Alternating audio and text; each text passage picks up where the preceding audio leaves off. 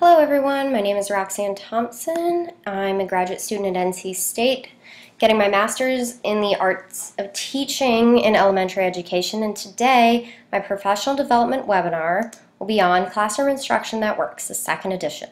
This is by Sari B. Dean, Elizabeth Ross Hubble, Howard Pittler, and B.J. Stone.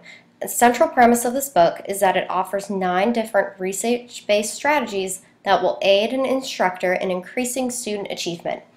The book is divided into 4 parts, with the 4th part being how to implement all 9 strategies into your instructional planning. I will be focusing on only 4 strategies, followed by 2 ways to incorporate them into your teaching. So the first part of the book is creating the environment for learning, and the strategy I'm going to talk about is cooperative learning. Well, what is cooperative learning? Well, it's made up of 2 main elements.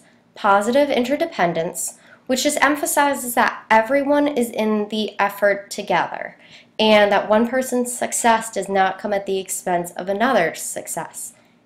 The second element is individual accountability, and this is the need for each member of the team to receive feedback on how his or her personal efforts contribute to achievement of the overall goal. Well, why is cooperative learning beneficial to students? It provides an environment in which students arrive at a deeper understanding of material, and this is because they're discussing with each other, engaging each other, questioning each other, and coming up with answers together. It increases motivation for learning, and because of interdependence, students develop a sink or swim mentality, and this just means one student's success promotes the success among the others in the group. They come to this mentality that they're all in it together or they're all going to sink together. And it also encourages communication and mutual reasoning. So classroom practice for cooperative learning for you as an educator include elements of positive interdependence and individual accountability. When you intentionally incorporate these elements into your instructional time, you are setting the stage for students to be responsible for their own learning, which comes into play when they're in their groups. And second, keep group sizes small. We're talking 3 to 4 students, and there's a lot of research that discusses why large group sizes are detrimental to cooperative learning. One is that in a larger group, external and internal motivation decreases. In large group, students are less likely to feel social pressure for making contributions, which can actually be a motivating factor in a small group setting. And then large group sizes may also result in the loss of positive interdependence and take away from individual accountability. And then just using cooperative learning consistently and systematically. Part 2, helping students develop understanding. Strategy, non-linguistic representations. What are non-linguistic representations? It's just a fancy way of saying information can be stored in the memory as images. And there are 5 types of non-linguistic representation strategies that you as a teacher can provide to your students.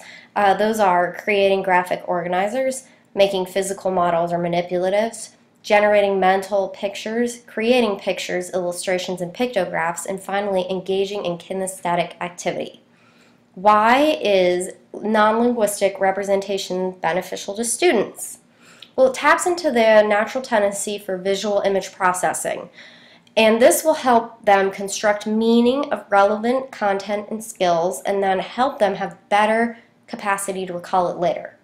It offers a way to organize information into conceptual framework, and this increases transfer of knowledge because it allows students to see how the information connects in new situations. And then the overall goal of these non-linguistic representation strategies is to strengthen students' ability to process, organize, and retrieve information from memory. So classroom practice for non-linguistic representation. Graphic organizers. Students use both words and symbols to represent and organize knowledge. Physical models or manipulatives.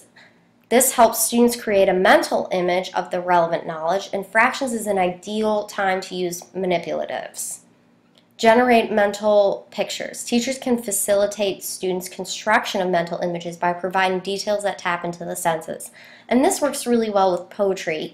Can you hear the river rushing? Can you feel the wind going through the grass? Can you feel the wind on your face? What does it taste like? Generate mental pictures. Create pictures, illustrations, and pictographs. Provide opportunities for students to represent their learning in a personalized manner, and then engage in kinesthetic activities.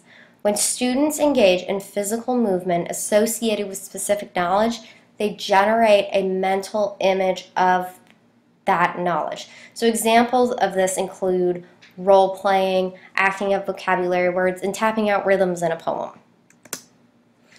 So another strategy in helping students develop understanding is summarizing and note-taking. And overall, most students are not equipped with the proper tools or framework to summarize or take notes properly. I know it took me a while to understand a helpful way to take notes instead of just trying to write down everything the teacher said. So let's start with some definitions. Summarizing is the process of distilling information down to its most salient points to aid in understanding, memorizing, and learning the relevant material. Note-taking is just the process of capturing key ideas for later access. Why is this beneficial to students? Summarizing and note-taking helps students deepen their understanding of information because these strategies require higher order thinking skills. Students can learn and choose from a variety of note-taking formats, which just means they can personalize their learning a little bit better. They can pick and choose. They can figure out which one's easiest for them. And then note-taking strategies are not intuitive, and research has shown this. So students are going to benefit from explicit instruction in note-taking strategies. In particular, they're going to benefit from strategies that are guided and more structured. So classroom practice for summarizing.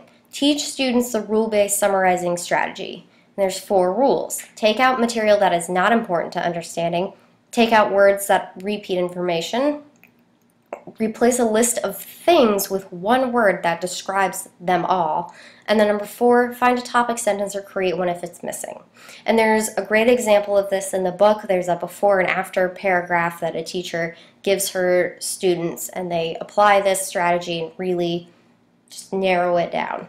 Use summary frames. A summary frame is a series of questions designed to highlight the critical elements of a specific text pattern, and there's 6 basic kinds: narrative, topic, restriction, illustration, definition, argumentative, problem solution, and conversation.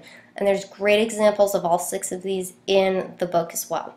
And then engage students in reciprocal teaching.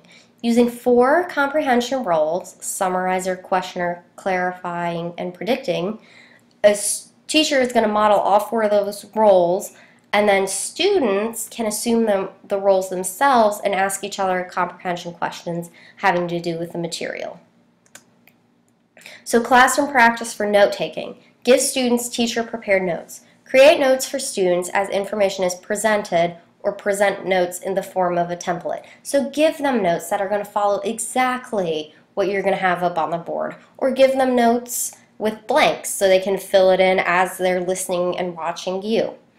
Teach students a variety of note-taking formats. When students know a variety of formats, they can choose the format that works best for them. 3 formats have been found to be useful: webbing, informational outlining, and combination notes. And then provide opportunities for students to revise their notes and use them for review. So as your students are taking notes, encourage them to leave a little space in between their notes. And then as they learn more, they can go back and elaborate on those notes and add more. And they can improve the quality of their notes so that when they're studying, they can be like, wow, look at how much I've learned, and look at how much my notes have improved. So part 3 is helping students extend and apply knowledge. And the strategy I'm going to discuss is identifying similarities and differences. And identifying similarities and differences helps learners gain insight, draw inferences, make generalizations, and develop or refine schema. And 4 strategies for identifying similarities and differences are comparing, classifying, creating metaphors, and creating analogies. Well, why is this beneficial to students? Well, this strategy helps us make sense of the world. If you think back to Sesame Street and one of these things is not like the other, we were identifying similarities and differences there, and then throughout our lives we're looking at different pieces and, oh, this is similar to this and this is different than this, and making those new connections. And a really beneficial instructional sequence is activating prior knowledge, introducing new knowledge, then asking students to connect new and previous learning by identifying similarities and differences, and then asking students to apply and demonstrate their understanding. So classroom practice for identifying similarities and differences.